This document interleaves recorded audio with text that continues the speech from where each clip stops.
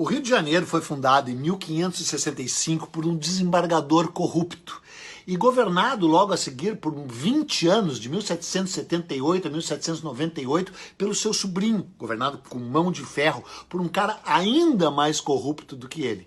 E a cidade apresenta um rosário de casos de corrupção, de malversação de verbas públicas, de desvio de verbas desde o seu primeiro dia.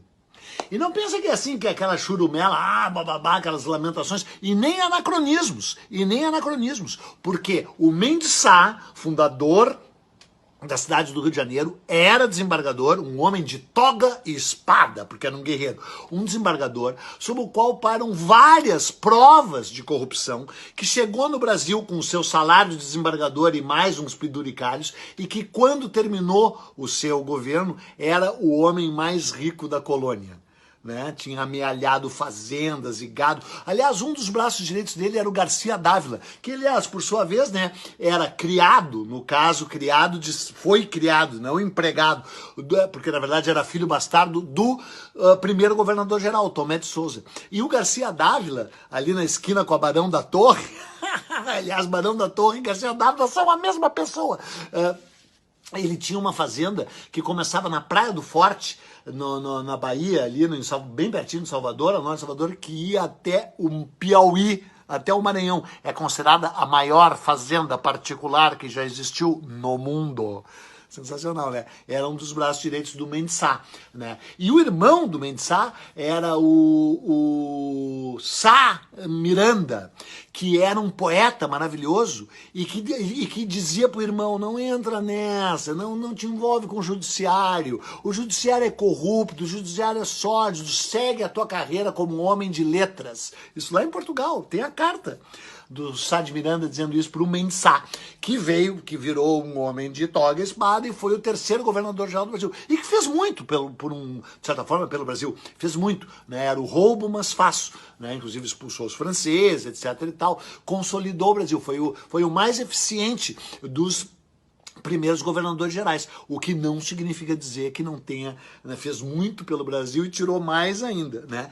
Tanto é que deixou no poder a família Sá, no Rio de Janeiro, daí tem o Salvador Correia de Sá e Benevides, que era sobrinho dele, né? Dizem que era primo, mas ele mesmo se tratava como sobrinho, que foi o dono do Rio de Janeiro de 1578 a 1598, que também fez muito pelo Brasil. Foi ele que retomou Angola, lá que os holandeses tinham tomado Angola quando invadiram o Brasil. Antes de invadir o Brasil, os holandeses invadiram Angola para garantir a fonte de fornecimento de escravos para os canaviais lá de Pernambuco, lá do Nordeste. E aí ele retomou Angola antes que o Brasil retomasse lá na restauração em Pernambuco. O Salvador Correia de Sá era um ladrão, mas era assim daqueles perigosos, perdeu muito no carteado, só que ele roubava no carteado,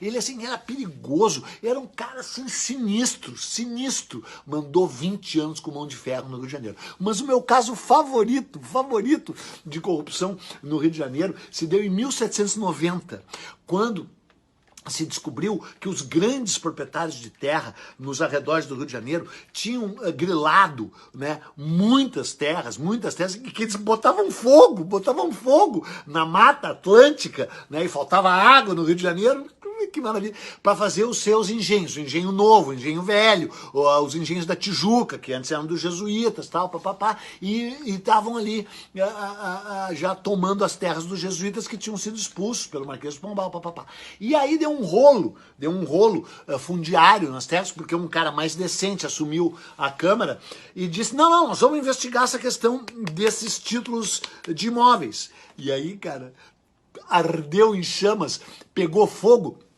o Arquivo Geral da Câmara do Rio de Janeiro, em 1790. E aí se descobriu que o incêndio era criminoso e prenderam os criminosos que tinham posto fogo, mas nunca chegaram aos mandantes. E aí, como todos os registros de terra da cidade do Rio de Janeiro viraram cinzas, viraram fumaça, viraram pó, né, a terra ficou na mão deles. Ou seja, é uma cidade maravilhosa. Eu até sugiro que cunhem um termo, cidade maravilhosa, porque é realmente, e é um retrato do Brasil.